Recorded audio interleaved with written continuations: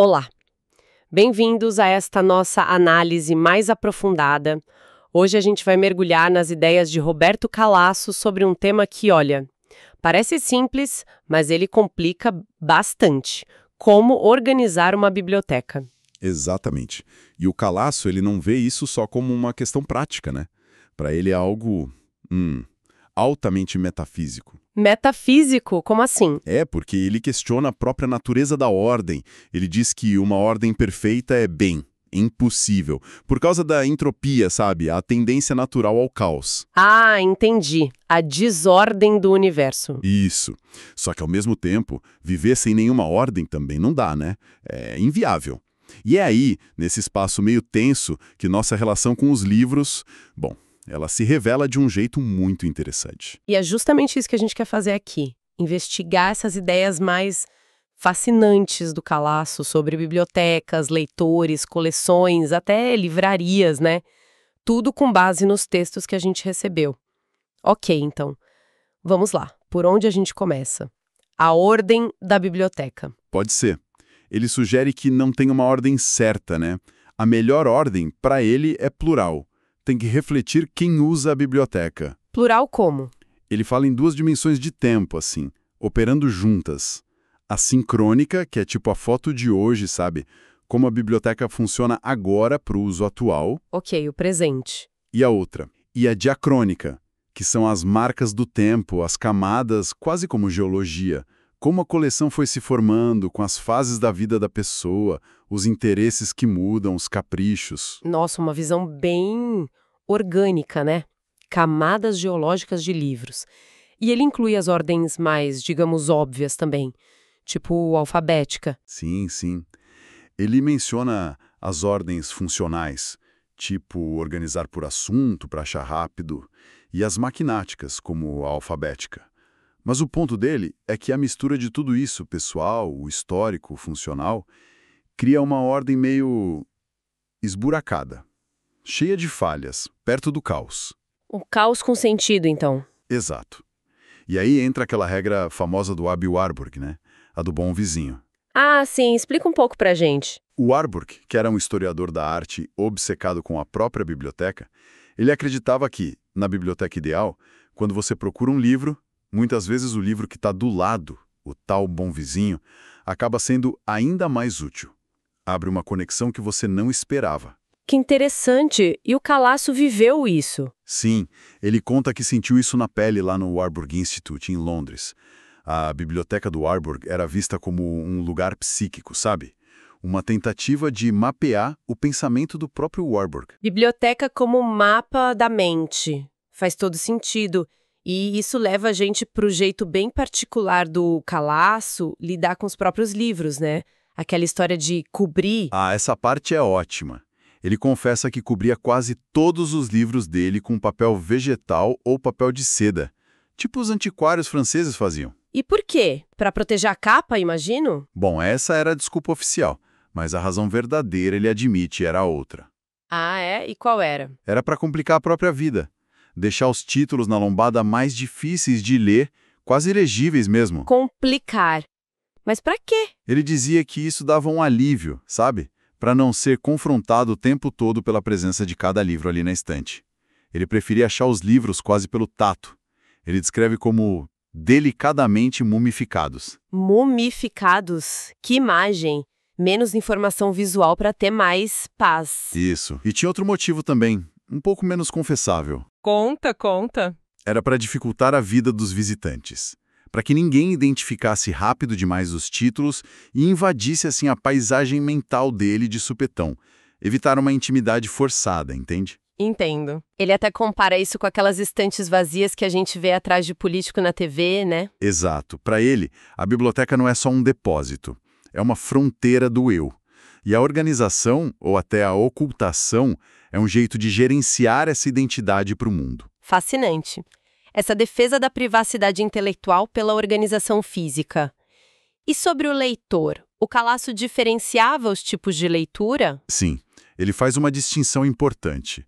Tem a leitura que é tipo contínua, quase como respirar. E tem a leitura esporádica. E o verdadeiro leitor? O verdadeiro leitor, para ele, é esse que está sempre lendo várias coisas ao mesmo tempo, seguindo um fio ou vários fios que vão se tecendo e desfazendo a cada livro novo. Uma imersão constante. Isso. Ele até cita uma frase forte de um chinês na fila de execução: cada linha lida está no lucro. Mostra a urgência, a intensidade dessa relação. Nossa, que pesado. E ele parecia gostar de uma certa anarquia na leitura também, né? Totalmente. Ele admirava o jovem Pierre Bayle, que pulava de livro em livro como um amante volúvel, e defendia o que ele chama de leitura selvagem. Leitura selvagem? O que é isso? É a capacidade de aprender até com livrescos, como ele dizia. Ele cita um amigo, o Baselin, que achava pérolas em bancas de usados em Roma.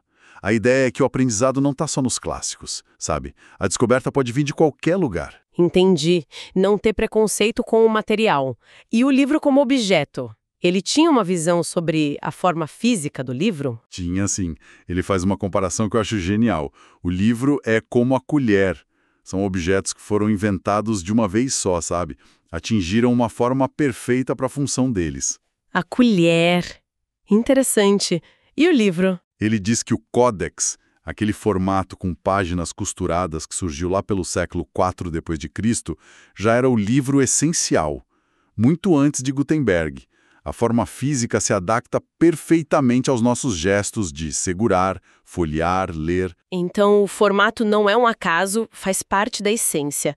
E como isso se liga à ideia das coleções editoriais, que ele também discute bastante? A ligação é direta. Se o livro é esse objeto perfeito, os editores podem agrupá-los de um jeito que crie sentido. Para Calasso, criar uma coleção é uma das altas especulações editoriais. Não é só design bonito, é criar um enclave com sentido próprio. Um mundo dentro do mundo dos livros? Exato. Ele até critica um pouco a cultura do one-shot, sabe? Livros lançados de forma isolada sem se conectar a outros. E ele dá exemplos de coleções que funcionam assim, que criam esse tal enclave. Dá sim. Ele cita algumas italianas importantes do pós-guerra.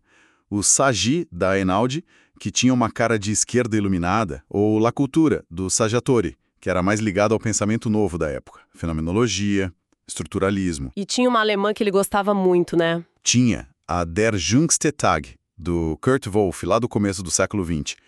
Essa era especial para ele. Por quê? O que tinha de tão especial? Porque foi ali que saíram os primeiros livros de gente como Kafka, Robert Walser. E ele disse que aqueles livrinhos fininhos, capa preta, mesmo hoje, mais de 100 anos depois, eles meio que exigem ficar juntos na estante. A coleção criou uma identidade muito forte. Entendi. A regra seria, se você gosta de um, provavelmente vai gostar dos outros da coleção. Exatamente, essa é a regra de ouro para ele. A coleção funciona se quem compra um título é um leitor em potencial dos outros. Cria um universo próprio. Essa coisa dos livros se conectando, criando universos, isso aparece também naquelas histórias de descobertas em sebos que ele conta, né? Aqueles acasos felizes. Sim, são momentos quase mágicos que mostram como os livros têm vida própria, habem sua fata libelli, né? Os livros têm seu destino. Ele conta de achar num sebo um livrinho do Freud com dedicatória para um amigo arqueólogo. Certo. E do lado, esquecido, um livro do Wilhelm Fliess, que o Freud chamou de o mais amado de seus inimigos. Dois caras super ligados reunidos ali pelo acaso numa prateleira. É incrível. Nossa, que coincidência. E tem a história do Pound também, né? Isso, uma edição das Rimas do Cavalcante feita pelo Ezra Pound, quase fantasma, publicada em Gênova. Ele achou por causa de uma notinha num catálogo. A edição tinha escrito edição emendada nas ruínas e uma dedicatória do próprio Pound. Uau! Ou achar num leilão um lote que ninguém deu muita bola, mas que tinha escritos do Aby Warburg, cópias pessoais com dedicatória, um relatório super importante sobre a biblioteca Warburg. Esses achados não são só sorte, né? Mostram o leitor como alguém que reconhece o valor nessas conexões. E essa conexão física, histórica, parece ser o motivo para ele defender tanto ler nas primeiras edições, certo? Não é só pelo valor. Exatamente. Não é fetichismo de colecionador que deixa o livro intocado. Para ele, a primeira edição tem a estampagem do tempo. O formato, a letra, as margens, até os errinhos, tudo isso faz parte da obra. Nasceu junto com ela. E isso muda a leitura. Ele dá exemplos? Dá sim. O primeiro livro do Kafka, Beth Harton, o formato era alto, com margens largas. Isso se perde nas edições de bolso hoje.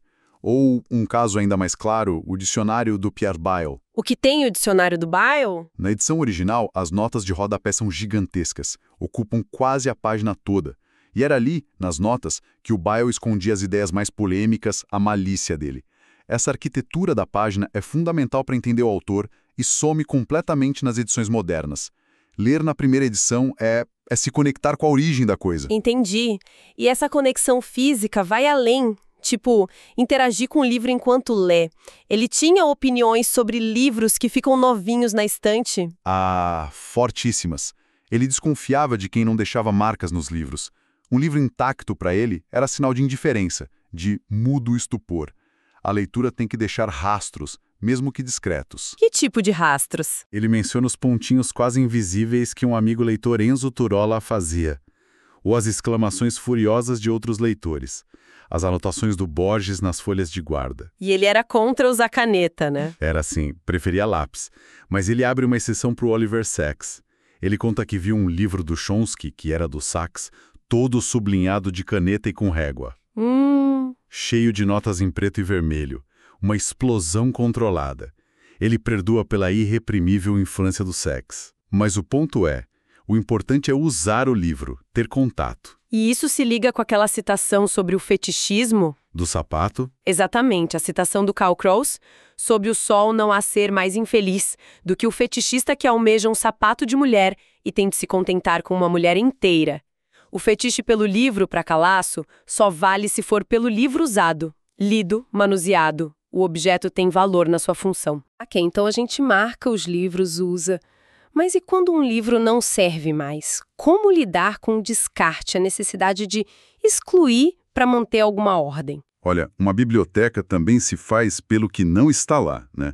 O Calasso fala dessa necessidade de excluir. Livros ruins, edições que ficaram velhas, presentes que a gente não gosta. E como fazer isso? Ele sugere algo? Ele menciona a tática do Borges, que ele achava elegante.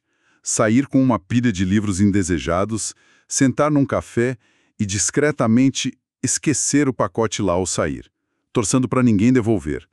Podar a biblioteca é tão importante quanto comprar mais. Faz sentido. Falando em comprar, Calasso também pensa sobre as livrarias, né? Qual seria a livraria ideal para ele? A regra dele é ótima. A livraria ideal é aquela onde você sempre acaba comprando pelo menos um livro. E muitas vezes não é aquele que você foi buscar. Ah, serendipidade de novo. Línguas misturados, livreiros que conhecem o lugar, mas não ficam em cima. E o que essa livraria tem de especial? O que ela oferece que o online não oferece? Ela cria essa experiência de descoberta, sabe? Uma mini Europa literária ali, você acha o inesperado. Isso é o oposto do desafio de muitas livrarias hoje, que ficam soterradas pela avalanche de novidades e lutam por cada centímetro. Calasso é bem claro, a livraria física não vai ganhar da Amazon em quantidade de estoque ou rapidez. A aposta tem que ser no que o digital não tem, o contato físico e, principalmente, a qualidade. Qualidade, uma palavra difícil, né? Como ele define isso para uma livraria? Ele mesmo diz que é elusiva, cita até o Pirsig, mas ela se manifesta no ambiente, na atmosfera e, acima de tudo, na curadoria, na seleção do que é oferecido. E como seria essa curadoria na prática? Ele tem alguma ideia? Tem. Ele sugere, por exemplo, criar uma seção de autores, ou literatura, Weltliteratur, como ele diz. Ali você juntaria várias obras de um mesmo escritor importante. Não importa o gênero, romance, ensaio, poesia. Interessante. Isso colocaria o livreiro num papel mais ativo, né? Exatamente. O livreiro como um primeiro crítico, um curador, usando o faro para decidir quem merece estar ali. Não só um vendedor, mas alguém que organize uma paisagem de livros com sentido. E a experiência de estar na loja? Poder sentar, folhear. Fundamental. O browsing, como se diz. Ele critica um pouco essa tendência de misturar livraria com café, com loja de design, com tudo. Tipo a rede Tsutaya, no Japão. Ele acha que isso pode diluir a experiência. Para o Calasso, o livro se basta. Uma boa livraria precisa de bons livros e um ambiente que convide a explorar. Essa figura do livreiro curador, que cria uma paisagem, me lembra um pouco o papel das grandes revistas literárias de antigamente, né? Que também fazia uma seleção. Calasso fala delas. Fala assim. Ele dedica um trecho a elas, especialmente as do período entre guerras. Ele destaca a Commerce, que era financiada pela Margaret Caetani.